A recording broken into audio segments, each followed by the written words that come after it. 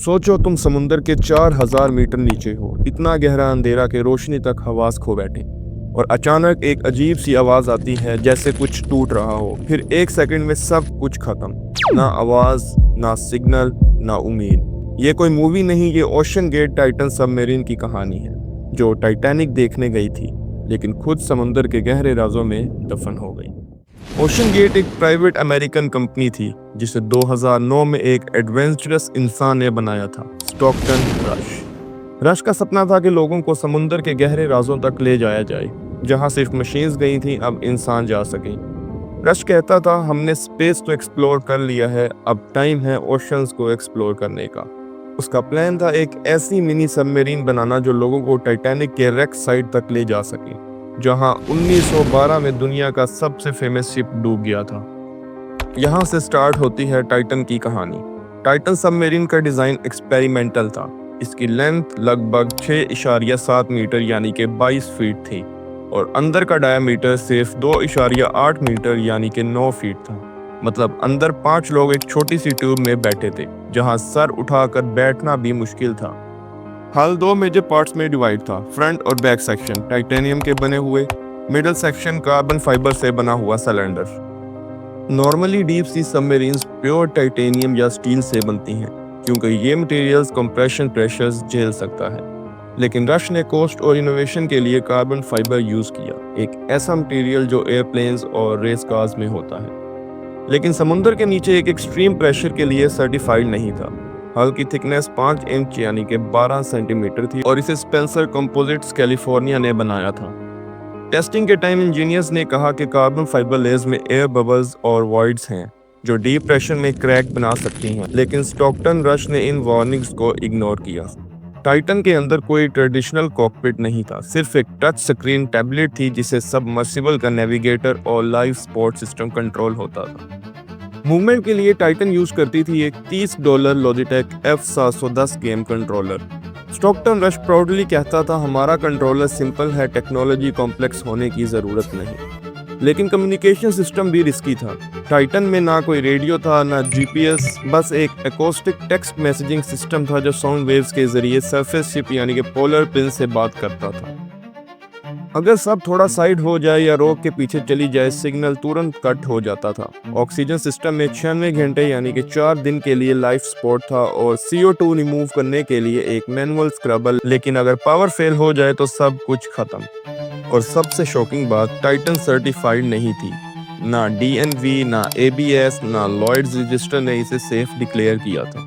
Ocean gate खुद लिखता था अपने वेवर में, this vessel is experimental and could result in death. 18 June 2023 Sunday का दिन, नॉर्थ अटलांटिक ओशन में पोलर प्रिंस शिप टाइटैनिक के रैक के ऊपर पोजीशन में थी। सुबह 8 बजे टाइटैनिक को लॉन्च किया गया जिसमें 5 लोग इस डाइव में थे। स्टॉकटन रश जो कि इस कंपनी के CEO और इस सब के पायलट थे, Hamish Harding British billionaire explorer, Paul Henry जो कि फ्रेंच टाइटैनिक एक्सपर्ट थे जो कि पहले भी टाइटन के रैक को देखने जा चुके थे। उसके बाद शहजादा दाऊद और सुलेमान दाऊद जो कि Pakistani British father and son. सब एक्साइटेड थे। पोलर प्रिंस के क्रू ने टाइटन को पानी में उतारा और मिशन कंट्रोल ने कनेक्शन एस्टेब्लिश किया। सुबह 8:30 पे टाइटैनिक ने पहला मैसेज भेजा, all system nominal, depth 1200 metre. सब नॉर्मल था। फिर 8:45 पर depth 2500 metre, heading to Titanic wreck. लेकिन जैसे ही टाइटन ने 3400 मीटर क्रॉस किया, मैसेजेस डिले होने लगे, एकॉस्टिक लिंक वीक होने लगा। 9:28 पर पोलर प्रिंस ने एक मैसेज भेजा, कंफर्म डेप्थ एंड हेडिंग, पर रिप्लाई नहीं आया। 9:45 पर एक फाइनल शॉर्ट मैसेज आया, वी आर कंटिन्यूइंग डिसेंट। उसके बाद साइलेंस। मिशन कंट्रोल ने सोचा शायद इंटरफेरेंस है, लेकिन जब 10 बजे तक कोई सिग्नल नहीं आया तो उन्होंने इमरजेंसी प्रोटोकॉल एक्टिवेट किया। पोलर प्रिंस ने सोनर और बेकन ट्राई किए पर कुछ नहीं मिला, टाइटन गायब हो चुकी थी।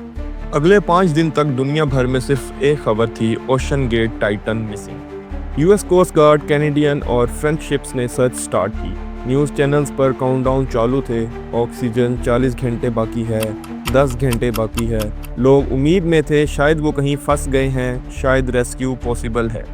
22 जून 2023 को सोनर सिस्टम ने एक डेब्री फील्ड डिटेक्ट की टाइटन के पास के एरिया में और कोस्ट गार्ड ने कंफर्म किया debris consistent with catastrophic implosion, यानी टाइटन इम्प्लोडेड हो चुकी थी, अंदर से ऐसे दब गई जैसे सोडा कैन वैक्यूम में क्रश होती है।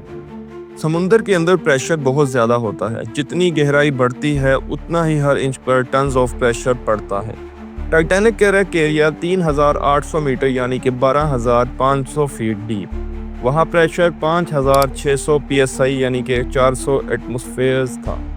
एक छोटी सी क्रैक भी अगर हल में हो तो प्रेशर उसे एक सेकंड से कम वक्त में अंदर से फाड़ देता है। ह्यूमन बॉडी इतने प्रेशर में वेपोराइज हो जाती है, कोई बॉडी कोई पार्ट कुछ भी नहीं बचता।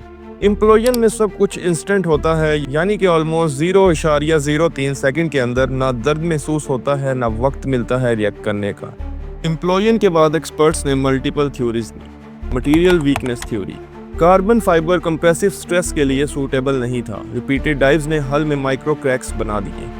दूसरी theory negligence theory, OceanGate ने मल्टीपल इंजीनियर्स की वार्निंग्स को इग्नोर किया। एक्स इंजीनियर डेविड लॉकरिज ने 2018 में रिपोर्ट दी थी कि टाइटन अनसेफ है, उसे निकाल दिया गया। सर्टिफिकेशन थ्योरी, टाइटन किसी रिकॉग्नाइज्ड एजेंसी से सर्टिफाइड नहीं थी। स्टॉकटन रश कहता था रेगुलेशन इनोवेशन को स्लो करती है। यूएस कोस्ट गार्ड ने 2023 में ऑफिशियल इन्वेस्टिगेशन स्टार्ट की। उन्होंने मल्टीपल डाइव्स किए, डेब्री और हल फ्रेगमेंट रिकवर किए। एक्सपर्ट्स ने कहा कि कार्बन फाइबर लेयर्स में डीलैमिनेशन मिली, यानी लेयर्स अलग हो चुकी थी। अगस्त 2025 में कोस्ट गार्ड ने फाइनल रिपोर्ट रिलीज की। The implosion was preventable, OceanGate ignored warnings and failed to follow safety protocols. अक्टूबर 2025 में एनटीएसबी यानी कि नेशनल ट्रांसपोर्टेशन सेफ्टी बोर्ड ने कंफर्म किया कि टाइटन का डिज़ाइन फ्लॉड और नॉन कंप्लायंट था। कंपनी में नो क्वेश्चनिंग कल्चर था, जो भी इंजीनियर सेफ्टी के बारे में बोलता उसे साइड कर दिया जाता था। उन्होंने ये भी बताया कि टाइटन के कार्बन फाइबर हल रीयूज मटेरियल से बना था। ओशन गेट ने अपने ऑपरेशंस परमानेंटली बंद कर दिए। आज 2025 में लोग ओशन गेट को इनोवेशन नहीं एक वार्निंग के रूप में याद करते हैं। टाइटैनिक ने 1912 में इंसान के ओवर कॉन्फिडेंस को तोड़ दिया था। टाइटन ने 2023 में उसी कहानी को दोबारा लिखा। नेचर से लड़ाई में इंसान कभी नहीं जीत सकता, समुंदर हमेशा आखिरी फैसला देता है। अगर तुम्हें ये स्टोरी पसंद आई हो तो कमेंट में लिखो तुम्हें क्या लगता है, ओशन गेट एक गलती थी या एक लेसन। और सब्सक्राइब ज़रूर करो क्योंकि अगली वीडियो हम समुंदर के एक और राज को खोलने वाले हैं।